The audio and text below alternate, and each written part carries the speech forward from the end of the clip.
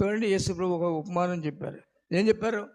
నేను నీకు కావాల్సినవన్నీ సంపాదించాను, నా రెక్కల్ని ఆశ్రయిస్తాయి, నా దగ్గర నీకు సంతోషం ఉంది, అయ్యా నాతో ఉండు, నేను నీ మాట వినను, నాకు అవసరం లేదు. ఏం చేశాడు?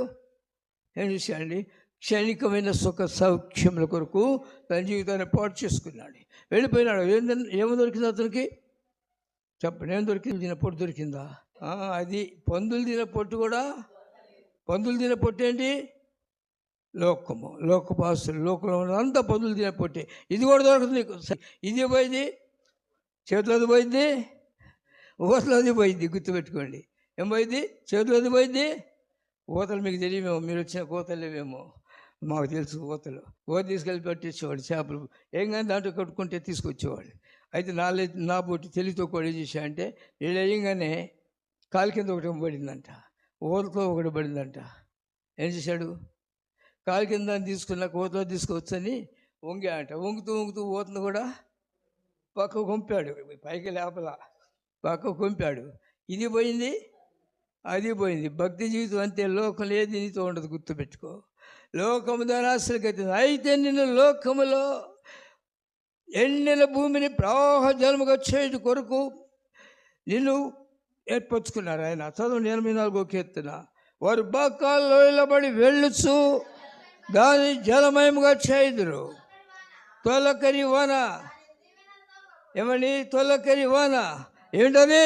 పరిశుద్ధాత్మ దేవుడు నిన్ను దీవెనలతో నింపుతాడు, గుర్తుపెట్టుకు. పరిశుద్ధాత్మ దేవుడు నీలోకి రావాలంటే, పరిశుద్ధాత్మ దేనికి గుర్తు? పావురానికి గుర్తు. పావురం కొంచెం సప్పుడైతే వెళ్ళిపోతా లేదా? మరి నా మీద పరిశుద్ధాత్ముడు ఉన్నాడని ఇష్టాంతంగా మాట్లాడితే పరిశుద్ధాత్ముడు అక్కడ ఉంటాడా?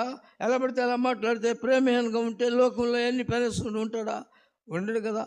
కనుక నా ప్రియ సోదరా, ఆయన మనల్ని ప్రేమించాడు, ఆయన బిడ్డగా ఉండాలి. ఆయన మన కొరకు తాను ప్రతిష్ఠించుకున్నప్పుడు మనము లోక సంబంధము కాదు, మనము వెలుగు సంబంధము.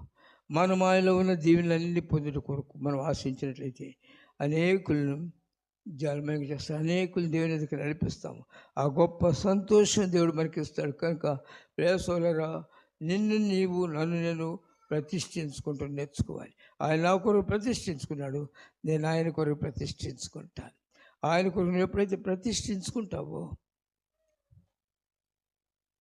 చూడండి, నేను పరిశుద్ధపరుస్తాను. ఎఫెసీయులకు రాసిన పత్రిక 5వ అధ్యాయం 27వ వాక్యం చదవండి. అటువలే క్రీస్తు కూడా సంఘమును ప్రేమించేవారిని